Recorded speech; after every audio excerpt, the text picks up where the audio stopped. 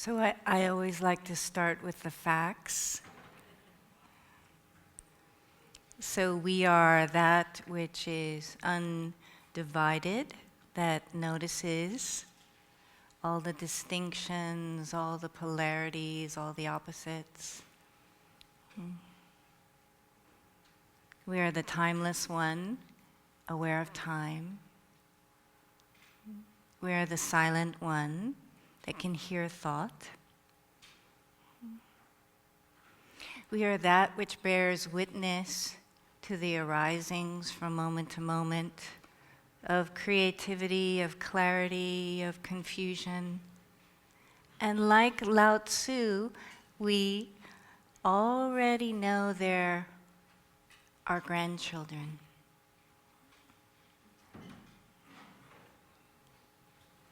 So everything that arises and presents itself, maybe when we were playing the role, when we were thinking we were someone, was offering role play services or Shakespearean services.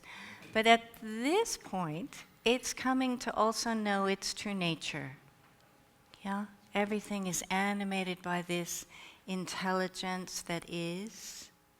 It doesn't matter what form, what function. There's no hierarchy in consciousness. So fear and courage are not two. Clarity and confusion are not two. Identification and non-identification are not two.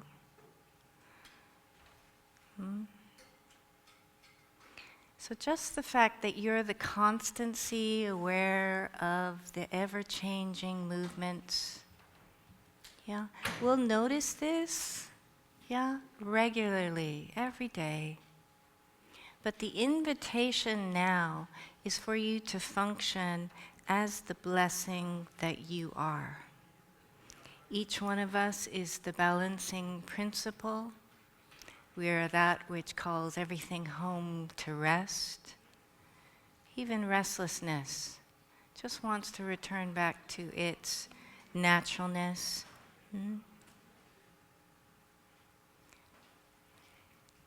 So nothing that's ever said is the whole truth about you. Each one of us is a spontaneous happening from moment to moment. Each one of us is the foretold one, the one that brings everything to rest. So everything is intelligent. Everything. And after a while, the sage notices that this benevolent open space that it is, that everything is made of, includes and welcomes everything, making no distinction.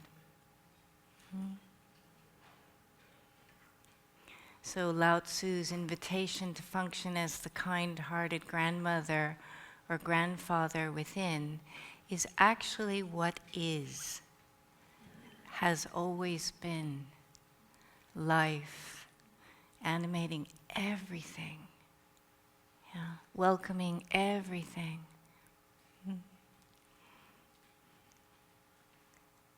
So as devotion, as the embodiments of devotion itself, how are you called to be with what is from moment to moment?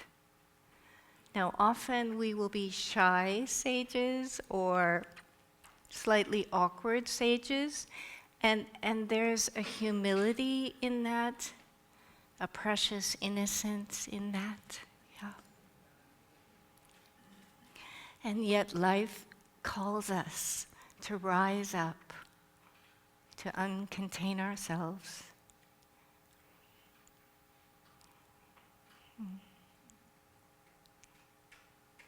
So devotion sometimes comes with salty tears.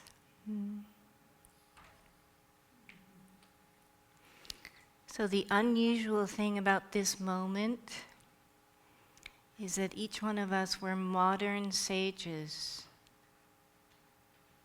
And we will follow our resonance where awareness is drawn. Because medicine is always fresh in the moment. And what you uncontain and what you unveil is fresh for this moment in timelessness. So there's a responsibility in being a sage. There's a sobriety in it, as well as great joy. So it's not a function, it's who we are. It's who everyone is. Yeah. So I just want to open it up to you sharing what you're noticing, what touches you, any remaining protests. You're very welcome here. Oh. You mentioned in our discussion earlier and how he sort of appeared to you. Maybe you could talk a little bit about that? Oh, Ramana Maharshi, yes.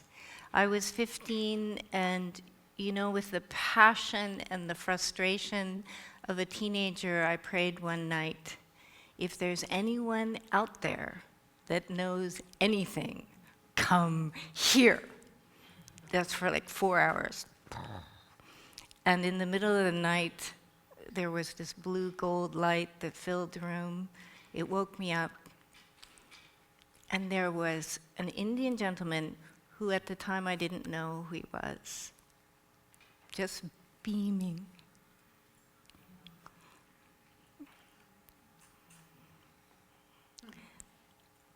However, I did throw a pillow at him because I was scared. Yeah. So all the longings are always fulfilled. We never know who the messenger is going to be. It could be a tree, or it could be a beautiful being like Ramana. But finally we're thrown back on ourselves, aren't we? Yeah? Somehow life arranges that we notice that stillness never comes or goes.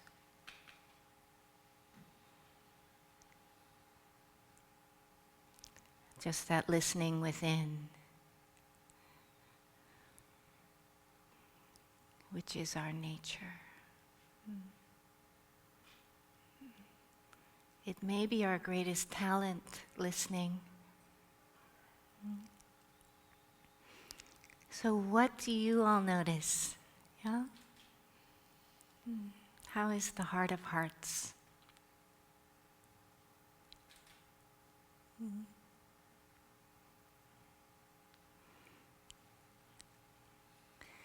When you share what you're noticing, you let us bask in your view. As unique embodiments, we're not designed to notice everything. So consciousness has always come together to share what it notices, either through music or dance or prayer. So if there's anything that you're like, vibrating that you've just noticed, we might not have noticed that. Mm-hmm. What I noticed this morning was looking at the day of these choices. I had to choose, I need to choose this, or I need to choose that in terms of what room I'll find myself in. And then I started thinking, well, my roommate might be going to one presentation, and I might going to be going to another, or the person at breakfast may have seen something different than I did, or heard someone different than I. And then I thought, that's right, because we're entangled. Mm. That would mean that there can be this. And then all of a sudden, something just like dropped way under that, like the floor fell out of that. And I think I was in one of Rupert's meditations. And I thought, well, that's an understatement. Entanglement. Gorgeous. That's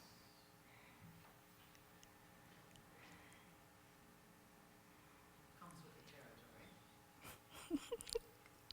I like it. This is the tree of life's confession, that all its roots are just like, Wonderful. Thank you. Yes, we inform each other, don't we? And it might not be with words, might just be with a gaze or just being together. And I was so fascinated. Once I was walking down the street with a friend of mine, and my gaze was, for some reason, being drawn to the right. And I was very excited about something I was noticing in a tree. And I turned to invite them to notice that too, but they were fascinated over here. And they, at the same moment, were turning to inform me of where their gaze was. And then we both laughed, because this is life's pleasure. Yeah, just following its interest, following its, wherever its feet go, if you have feet. Yeah. Thank you.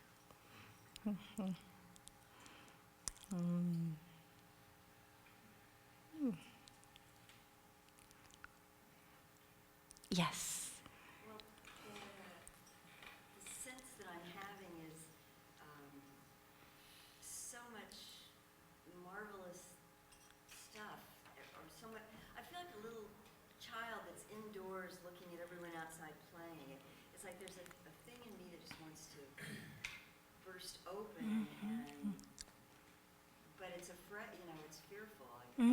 Just before we came here, a friend we had just met asked me to dance to the music, and I was like petrified. But I really wanted to. And then when I got out there, well, I was still petrified. But there's just something that always holds back, and I'm not sure what that is. When there's just a like hugeness out there. Gorgeous. And I'm just And satisfied. hugeness there. So no, it's an app, the Hold Back app. Yeah. And it's just trying to keep this beloved contained, just in case. Yeah, it's like the genie, if the genie came out of the bottle, who knows what would happen? Yeah. Usually there's divine mischief. Yeah, but you already love that. So just think, consciousness created all these little apps for itself. When I have to pretend to be human. Yeah? Yeah, so it's like, finally you adore your apps. It's like, oh,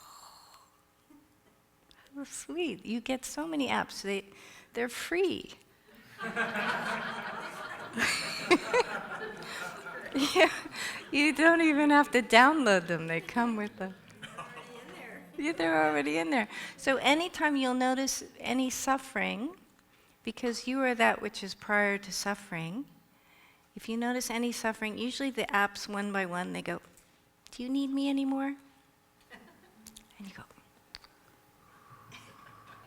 rest. Because it's all animated by consciousness. Anything, even conditioning is animated by the unconditioned. So conditioning is, oddly enough, already free, just graciously pretending not to be free, just in case. Yeah. It's like people that ride the brake in cars. Yeah. You'll see the brake light is on and they're going, you're going. Yeah. So just a little compassion. Yeah. Wisdom is artful and beautiful and pure grace, and then compassion liberates the rest. Yeah? Yeah. So compassion toward the apps. Absolutely. Oops, absolutely.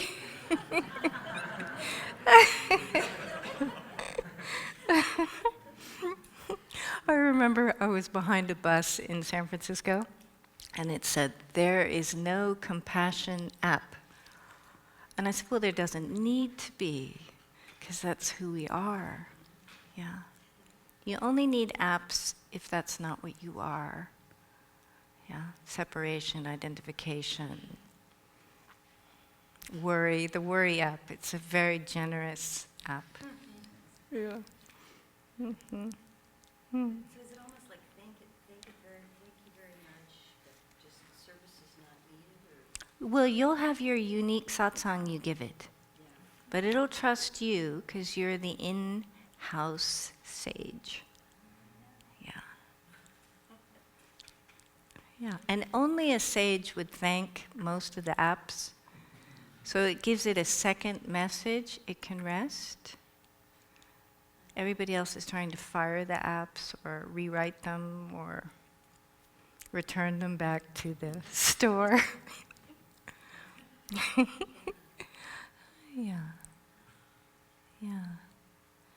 And how sweet. Now the conditioning is invoking us to know ourselves as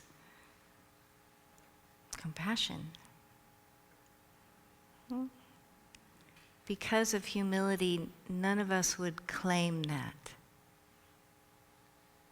Yeah. And yet, if you interviewed your friends, you'd say, yeah. Huh.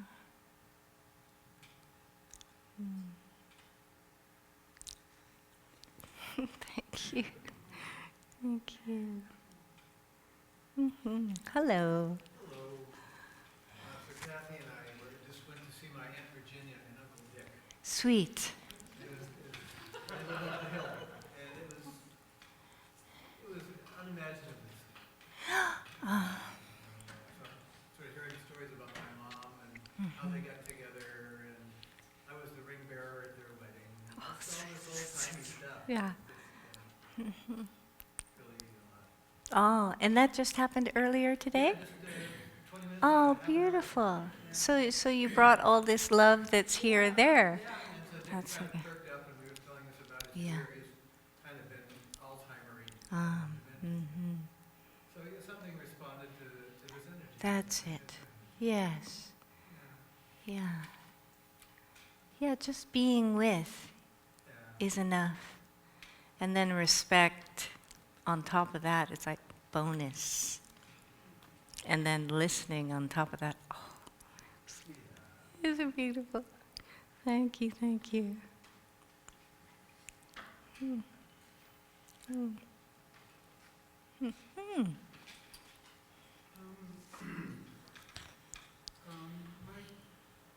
My concern, although we're very much encouraged to be in the present here, and we met last year, there were four of us, and we've been here since Friday, but tomorrow we're going home. Apparently. It's like-minded people, and it's inspiring, and it's beautiful, and it's calming, and it's enlightening, and it's beautiful, and it's relaxing. So we're going home tomorrow. Right. But you know, it's an absolute mystery, the known and the habitual. It's only because there's a little file from the past that's already deciding that home is going to be the way it was. So that's the only way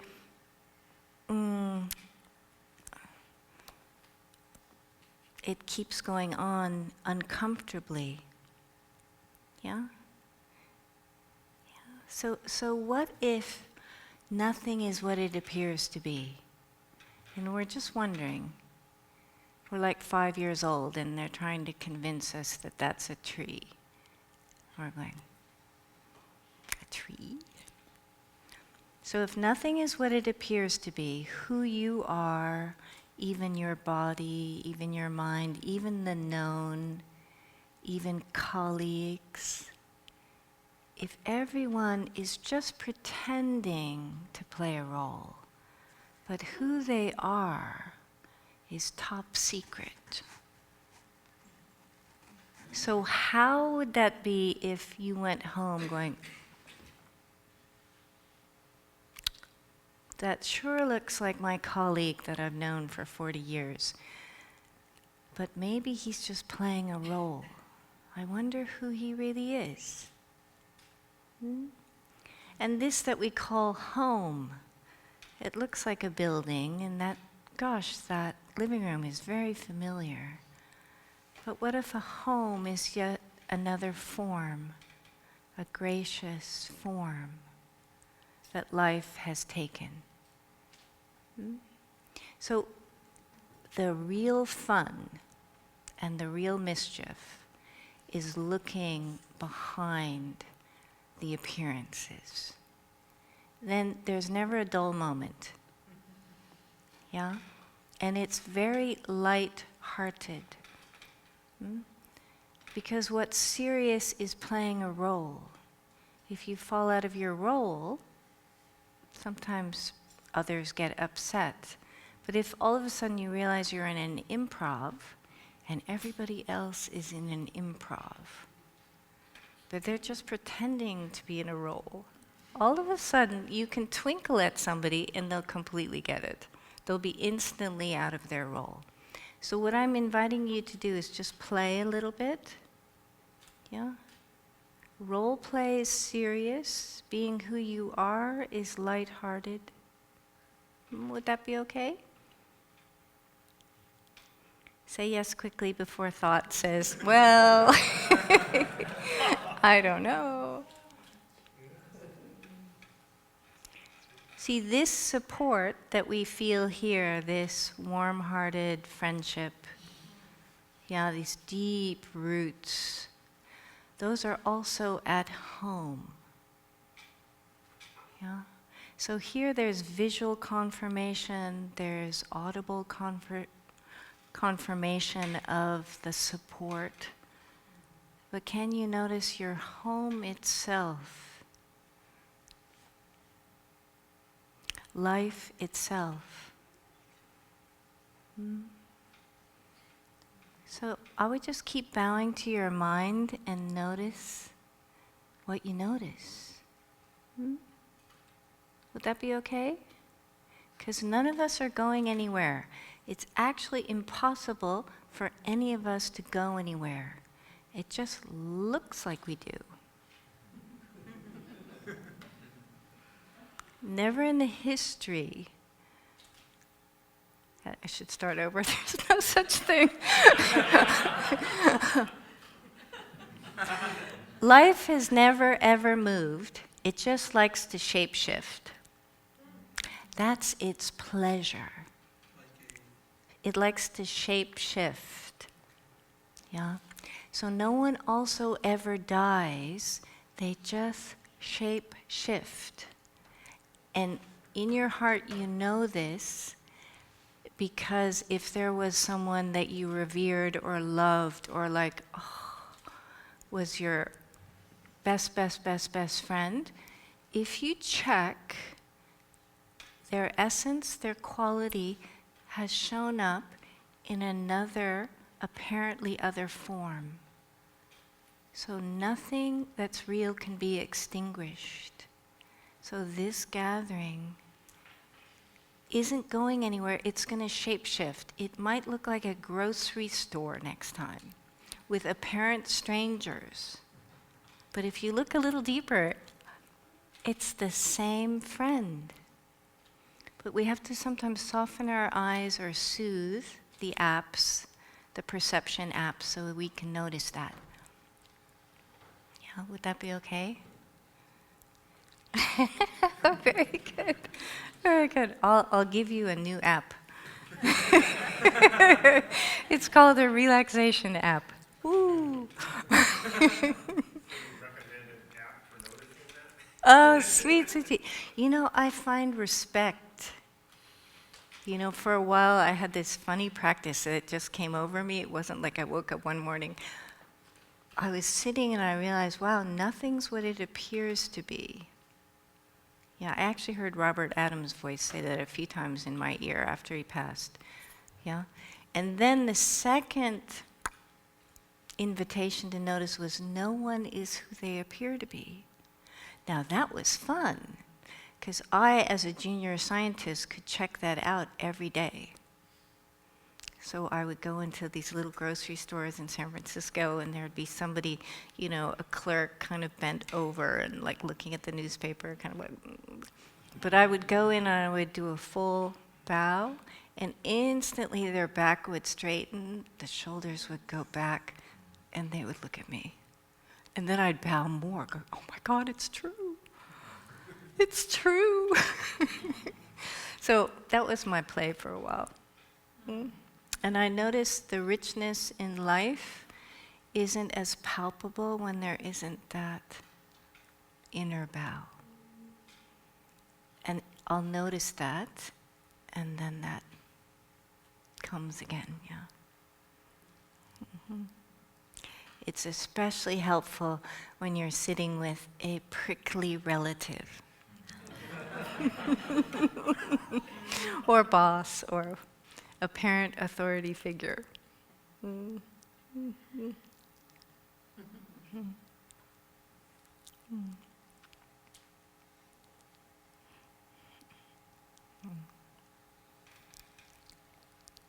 So anything is welcome here. You can never stray from the subject. Yes. So it appears that we're bringing or projecting, or we are home always. And when we take that with us, always, whatever we are at that moment is what we're getting back. Ah. But we think the outer should influence us in such a way that we don't like it already, and we're not up there. That's, when I'm thinking of going home and doing this or whatever else, it's almost like I'm not going to be as free there because I'm almost taking on the shape shift of what I think I should be. Yeah. As So, opposed to so that's just an app in the mind, and you can just bow to it. Anything you bow to instantly returns back to just sparkling formlessness. Yeah. Because it's an inner namaste. It's like, I honor the divine in you, even if it's an irritating, helpful, protective movement or something. Yeah. Or projection, or, yeah. Yeah, you're the home of homes. So one thing I notice is that we choicelessly notice we're sensitivity itself, yeah? And we have this amazing sensing instrument to kind of emphasize that, yeah? But we overlook what's holding sensitivity. If you look behind sensitivity, or what's holding it, just checking it out, that's where we're viewing from, but notice the sensitivity in the front of itself and rarely notices its nature. Yeah. So what's noticed behind sensitivity? What allows for an immeasurable sensitivity?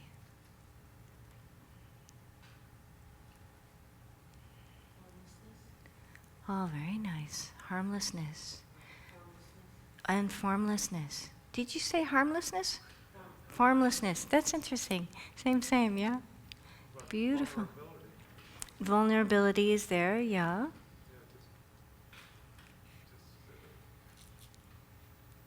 Being without, just not minding whatever happens. Very true, yeah. But now we want to show the body and the mind the pure strength in formlessness. Because our culture has projected on formlessness as being slightly frailer than form, which is why the conditioning sometimes armors in front of formlessness. Yeah, so just really noticing, can you feel the strength, meaning the ever the same, unmoving strength in formlessness? It's formlessness that can effortlessly hold up planet Earth without even a finger. And planet Earth is very relaxed because it's being held by something that's immeasurably strong and ever the same. Yeah, so same, beautiful for the body-mind to notice that in itself. Yeah, even the body-mind is made of that. Yeah, so no need to protect this precious naturalness because it's lion-hearted. Yeah, Patanjali's sutras has the strength of an elephant. We'd have to say it has the strength of 40,000 elephants. Yeah. Yeah. So it's all the conditioning was originally devotional. Yeah. Out of love for you. So the faith in what I really am, as opposed to what I'm believing I am, is got to change. Well, it's a lot simpler to go behind the scenes. Yeah, because there might be some Shakespeare in the midground.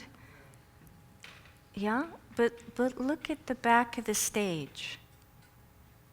So inside the body, even go back where the spine is.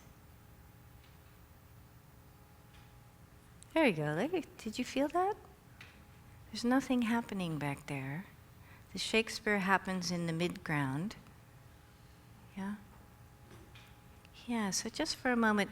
Now just notice that the background is always like this. It makes no distinction if it's a love story or if there's a whole bunch of warriors going or the taming of the shrew. That was more the taming of the shrew. The background is going, wow, what a show, what a show. Good heavens. Seems very serious. Yeah, that's it. Yes. Do you find it useful to also practice self-inquiry? Because what you're describing is the background, and you're looking into it directly. But again, with Ramana Maharshi, he knows about asking the question, who am I? Yes. Discover that the I is really a kind of a phantom or an illusion. Beautiful. So I don't know what. Yeah, but as the grandchild of Ramana Maharshi, you know how grandchildren are slightly rebellious and quirky? There he is, like, amazing, amazing. So a lot of folks nowadays have noticed, they are the pointing to who am I, they are that. So for me, my play, because each one of us quirky sages will have a unique play, mine is for people to notice and ask Ramana's great question, who am I? Now we bring it to the embodiment or to daily life, and so if so-and-so is not who they appear to be, who are they? So it's just a lovely circular, same who am I, but now it's, and who are you, and who is the universe, and so that's my, I have to say, pleasure. So, and I'm wonderfully snoopy about inquiry into everything, into the heart of everything. Doesn't matter what it is. I'm like, oh.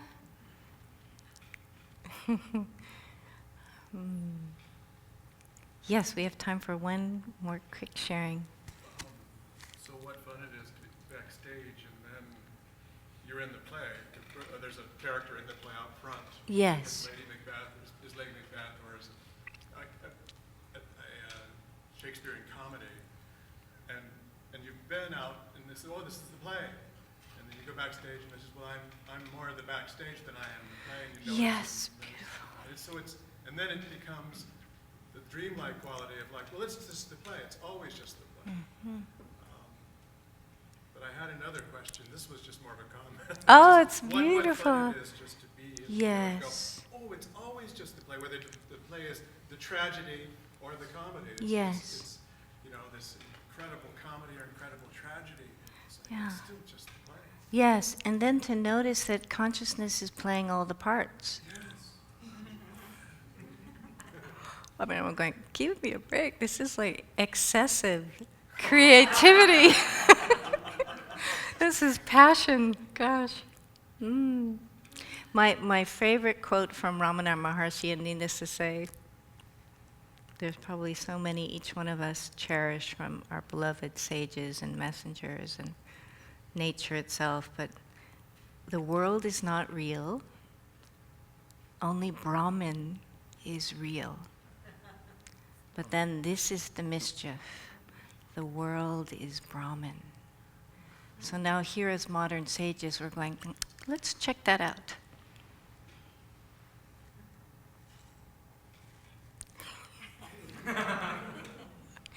Everywhere present. Yes, it's so good. So a deep bow to you. Each one of us is this mystery, yeah? So unique, so precious.